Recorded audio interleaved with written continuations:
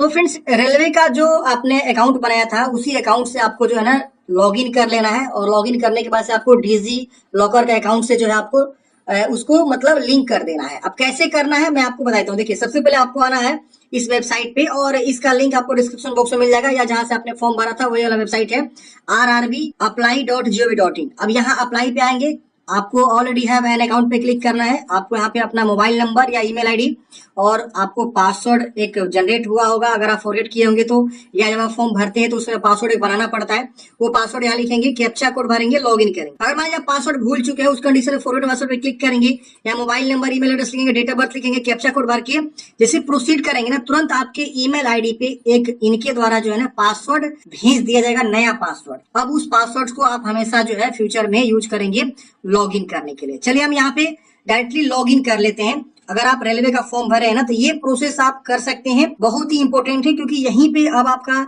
जो भी ट्रेवल पास होगा, या इन द फ्यूचर में अगर ये लोग फी भी रिफंड करेंगे ना, तो मे भी हो सकता है कि इसी के थ्रू ही करेंगे, समझ रहे ना। फी जो रिफंड होता है, जैसे कि 250 रुपए रिफंड हो जाएगा जब आप पहला एग्जाम देंगे, SST फीमेल है तो, और जनरल है तो आपका 400 रुपए रिफंड हो जाएगा। तो आगे चल के हो सकता है डिजी लॉकर के थ्रू ही ये लोग प्रोसेस करवाएं आपका, तो ये जरूरी है लिंक करना। और जो भी SC/ST से आते हैं उनको फ्री ट्रेवल पास जो मिलता है एग्जाम देने के लिए, ट्रेवलिंग कर रहे हैं तो उसका आपको इसी पे जो है पास आता है, डाउनलोड करना पड़ता है। तो ये सारी प्रोसेस होगा, हम आपको बताएंगे कैसे करना है। ऑलरेडी आधार भी यहाँ पे लिंक करना जरूरी था, मैंने इसके ऊपर ऑलरेडी वीडियो बनाया हुआ है, वो वीडियो नहीं देखे तो देख लीजिएगा, लिंक आपको डिस्क्रिप्शन बॉक्स में मिलेगा। आधार आप एटलीस्ट लिंक कर लीजिए। डिजी लॉकर उतना इंपॉर्टेंट नहीं है मेरे हिसाब से, लेकिन हाँ वो भी जरूरी है, अगर आपके पास है तो जरूर लिंक कर लीजिए। चलिए मैं लिंक कर लेते हैं, लॉगिन पहले हम कर लेते हैं। यहाँ पे लॉगिन करते ही देखेंगे फ्रेंड्स, इस प्रकार से आपका link your account with DigiLocker यहाँ पे आएगा। अब देखिए एक चीज और आपको मैं बताता हूँ, अगर आपका आधार से ना ये आपका अकाउंट लिंक नहीं है ना, तो यहाँ पे शो भी करेगा आपको कि लिंक योर अकाउंट, समझ रहे ना, यहीं पे शो करता है लिंक योर अकाउंट। जिनका लिंक है उनका नहीं शो करता है,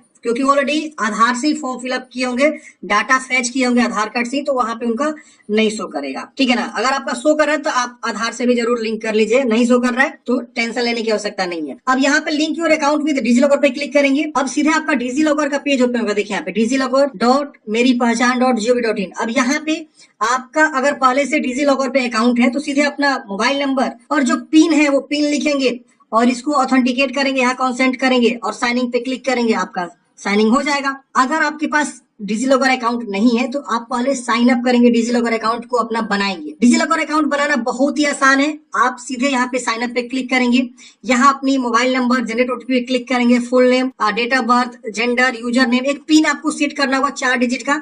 इससे क्या होगा ना कि आप अपने मोबाइल में भी डिजी लॉकर को यूज कर सकते हैं। डिजी लॉकर से क्या बेनिफिट्स होता है समझिए, कि मान लीजिए आपके पास कोई भी आधार कार्ड है, पैन कार्ड है, या DL है, या कोई भी गाड़ी का लाइसेंस है, वो आप डिजिटल तरह से आप रख सकते हैं उसको। अगर मान लीजिए आप कहीं जाते हैं, आपने पर्स खो दिया, अपने घर पे छूट गया पर्स आपका, तो आपके मोबाइल में जो डिजी लॉकर है ना, तो मोबाइल में एक डिजी लॉकर एप्लीकेशन भी आता है, वहां से भी आप क्रिएट कर सकते हैं अपने अकाउंट को। तो वहां पे ना आपके आधार से जितने भी आपके डॉक्यूमेंट्स अटैच है ना, वो सारा यहाँ पे शो कर देता है। आपका DL, आपका गाड़ी का जो है लाइसेंस, इसके अलावा आपका मार्कशीट इंटर मैट्रिक का, इसके अलावा ग्रेजुएशन का भी, अगर आप सीटेट का एग्जाम देते सीटेट का भी मार्कशीट डिजी लॉकर से ही डाउनलोड होता है, तो वो भी आपका यहाँ पे फैच कर देगा, सारा चीज फैच हो जाता है, समझ रहे हैं। तो डिजी लॉकर बहुत ही बेनिफिशियल होता है, डिजिटली रूप से आप अपना जो है सारे डॉक्यूमेंट्स को रखते हैं, और वो हर जगह वैलिड होता है। अगर कहीं आप शो करते हो वैलिड माना जाएगा। डिजी लॉकर के थ्रू हो सकता है आने वाले समय में कहीं जो है रेलवे जो है डिजी लॉकर के थ्रू ही आपका सारा डॉक्यूमेंट्स वेरीफाई कर ले, और आप डिजी लॉकर पे और भी कुछ एक्स्ट्रा डॉक्यूमेंट्स अपलोड करके रखना चाहते हैं तो रख सकते हैं, वो हर जगह वैलिड रहता है। तो डिजी लॉकर इसीलिए जरूरी होता है। चलिए आप यहाँ पे जानकारी भर के कॉन्सेंट करके वेरीफाई करेंगे, OTP आएगा, OTP को वेरीफाई करेंगे, आगे चल के आधार नंबर से आपको वेरिफिकेशन करना होगा, और उसके बाद आपका अकाउंट यहाँ पे क्रिएट हो जाता है। ये जो आप पिन सेट करेंगे ना, ये पिन जरूर याद रखेंगे, क्योंकि अगर आप मोबाइल में एप्लीकेशन डाउनलोड करते हैं ना, तो यही पिन आपका जो है लगता है लॉगिन करने के लिए। तो डिजी लॉकर आप लोग जरूर इस्तेमाल करिए, बहुत ही अच्छा है। आपको जो है फिजिकली रूप से डॉक्यूमेंट्स कैरी करने की आवश्यकता नहीं है, डिजी लॉकर में सारा डॉक्यूमेंट्स आपका पड़ा हुआ है, और वहीं से आप सारा यूज कर सकते हैं। किसी को दिखाना हो, ट्रैफिक पुलिस को दिखाना हो अपना DL, तो वहीं से आप दिखा सकते हैं, समझ गए।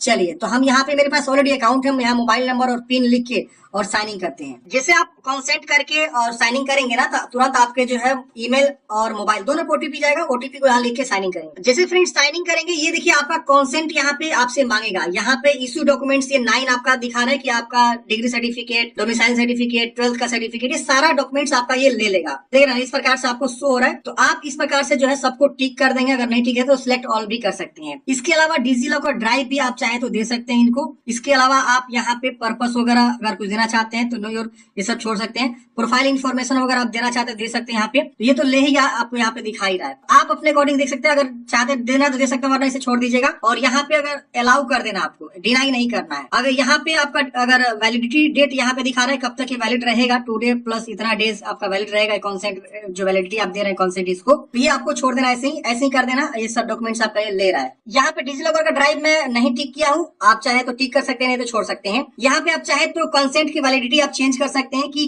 कब तक ये हमारा जो है कंसेंट लेकर रखेगा। हालांकि ऑटोमेटिक 2027 तक ले रखा है, आप चाहे तो इसे छोड़ सकते हैं या आप चाहे तो इसे बदल भी सकते हैं। यहाँ पे पर्पस किस लिए आपसे ये मांगा जा रहा है, तो यहाँ पे नो योर केवाईसी मतलब कस्टमर, यहाँ पे नो योर कस्टमर, यहाँ पे और भी ऑप्शन है बट आपको केवाईसी ही रखना है, केवाईसी नो योर कस्टमर। अब यहाँ पे आपको अलाउ कर देना। अलाउ करते ही आपका जो है ये सारा कंसेंट ले लेगा, आपका सारा जानकारी जो है ये रेलवे ले लेगा। ये देखिए जैसे लिया, यहाँ पे आपका इस तरह से your account linked with DigiLocker, ये देखिए आ गया। अब आपका अकाउंट जो है ये रेलवे का डिजी लॉकर के थ्रू लिंक हो गया है। अब आप फ्यूचर में जब भी फॉर्म भरेंगे ना, ऑटोमेटिक सारा डाटा आपका आ जाएगा। हम नेक्स्ट जब भी फॉर्म आएगा, नया वैकेंसी एनटीपीसी का आ रहा है, तो हम आपको फॉर्म भर के बता देंगे कैसे फॉर्म को भरना है। फिलहाल यही प्रोसेस था डिजी लॉकर को लिंक करने का। अगर आपको डिजी लॉकर अकाउंट नहीं बनाए हैं तो आप बना सकते हैं, बहुत ही आसान है डिजी लॉकर अकाउंट बनाना।